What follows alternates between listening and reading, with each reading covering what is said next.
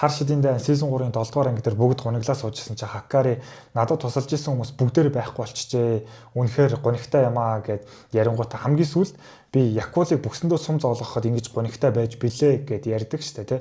Тэгэхээр энэ Якул гэдэг нь болохоор өөр энэ одоо хар шидийн дайнаар гардаггүй Принц Мононоке гэд өөр нэг ангид кинон дээр анимен дээр гардаг. Тэгээд үзчихсэн хүмүүс байдаг бах. Тэгээд тэрний гол дүрийн залуу Ашидакагийн ундаг бугыг нь болохоор Якул гэдэг. За тэгэнгүүт тэгээ хилэнгүүт нь одоо Итадори тэд нар таны амьдрал бэрхшээлгүй саадгүй өнгөрчөө гэд хэлдэг штэ тий.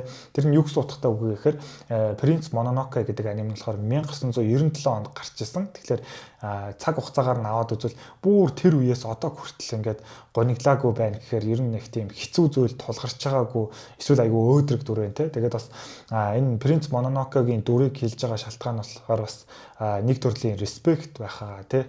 Тэгэж ер нь бол ойлгож байгаа.